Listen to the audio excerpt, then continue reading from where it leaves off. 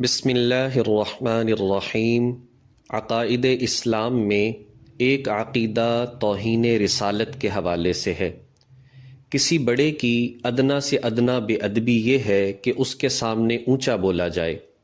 قرآن کریم میں سورۃ الحجرات کی آیت نمبر 2 میں آتا ہے کہ اگر نبی علیہ الصلاۃ والسلام کے سامنے تم اونچا بولو گے یا انہیں اس طرح سے پکارو گے جیسے آپس میں ایک دوسرے کو پکارتے ہو، ان تحبط اعمالکم وانتم لا تشعرون، تو تمہارے سارے کے سارے اعمال ضائع اور بیکار ہو جائیں گے۔ آئین پاکستان میں 295C کے نام سے تحفظ ناموس رسالت قانون موجود ہے، جس کے تحت کوئی بھی شخص کسی بھی مذہب کا اگر امام الانبیاء صلی اللہ علیہ وسلم کی توہین کرے، گستاخی کرے، تو اس کی سزا سزائے موت ہے۔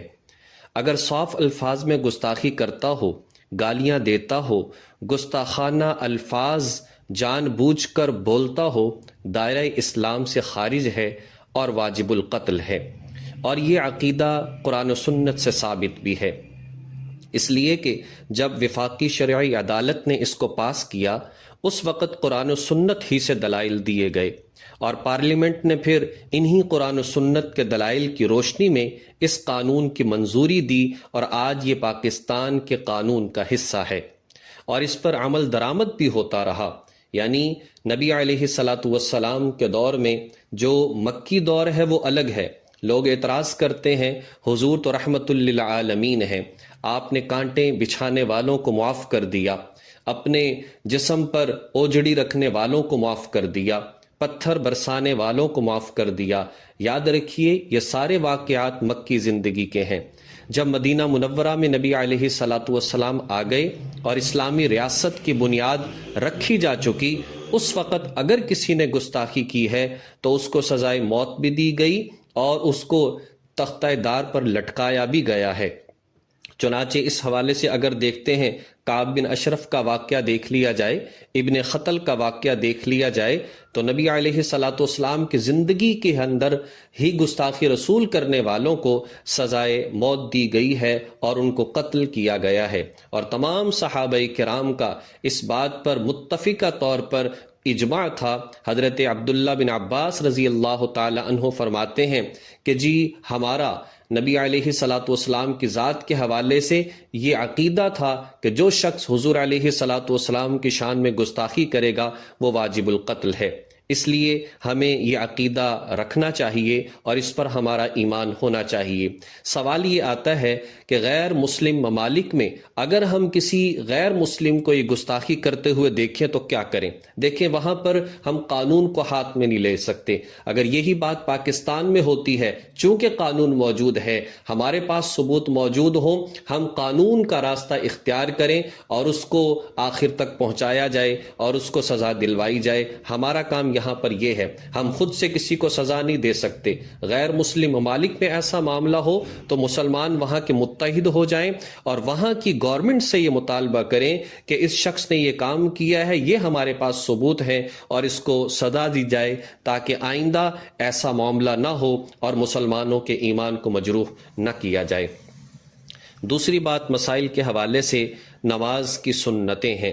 نماز کی سنتیں، اس سے قبل ہم نے نماز کے فرائض، نماز کے واجبات پڑھے، جس کا مطلب یہ تھا کہ اگر فرائض میں سے کوئی بات رہ گئی تو نماز ہوگی ہی نہیں، اور اگر واجبات میں سے کوئی بات رہ گئی تو سجدہ سہو کرنے سے نماز درست ہو جائے گی۔ لیکن سنتیں وہ ہوا کرتی ہیں کہ اگر ان میں سے کوئی بات رہ گئی ثواب میں کمی آئے گی لیکن نماز ہو جائے گی، اور سنتیں محافظ ہوا کرتی ہیں فرائض اور واجبات کی۔ یعنی ایک بندہ سنت کے مطابق کوئی کام کرتا ہے، اس کا فرض بھی ادا ہو جائے گا، اس کے واجبات بھی ادا ہو جائیں گے۔ لہذا فرائض واجبات کے علاوہ جو چیزیں ہیں وہ زیادہ تر سنتیں ہیں اور کچھ اس میں مستحبات ہیں۔ تو اس کے اندر ایک تو یہ ہے تکبیر تحریمہ کے وقت دونوں ہاتھ کانوں تک اٹھانا، یہ سنت ہے۔ اور جب ہم ہاتھ اٹھا رہے ہوں اس وقت میں ہاتھوں کو اٹھانا چاہیے، اپنے سر کو نیچے نہیں جھکانا چاہیے۔ دائیں ہاتھ کو پھر بائیں ہاتھ کے اوپر، یعنی رائٹ ہینڈ جو ہے اس کو لیفٹ ہینڈ کے اوپر جو ہے باندھا جائے، یہ بھی ایک سنت ہے۔ اور پھر ثنا کا پڑھنا، سبحانک اللہم و بحمدک، اس کا پڑھنا سنت ہے۔ پھر اعوذ باللہ اور بسم اللہ کا پڑھنا یہ سنت ہے۔ اور فرض نماز کی تیسری اور چوتھی رکعت میں سورۃ فاتحہ کا پڑھنا یہ بھی سنت ہے۔ اور آمین کا کہنا، یعنی آمین والضالین کے بعد آمین کہنا، چاہے امام کے ساتھ ہوں یا اکیلے ہوں، اس کا کہنا بھی سنت ہے۔ ثنا، تعوذ، تسمیہ اور آمین، ان کا آہستہ آواز سے کہنا یہ سنت ہے، یعنی جب امام کے ساتھ ہم پڑھ رہے ہوں تو اس وقت میں آمین آہستہ آواز سے کہنا، یا امام پڑھا رہا ہو تو تب بھی تعوذ، تسمیہ اور ثنا جو ہے ان کو آہستہ آواز سے پڑھے۔ اسی طرح سے رکوع اور سجدے میں کم از کم 3 مرتبہ تسبیحات کا پڑھنا یہ سنت ہے۔ اور اسی طرح رکوع کے اندر سر اور کمر کو بالکل سیدھا رکھنا اور اپنے ہاتھ کی انگلیوں کو کھول کر گھٹنوں کو مضبوطی سے پکڑ لینا یہ بھی سنت طریقہ ہے رکوع کرنے کا۔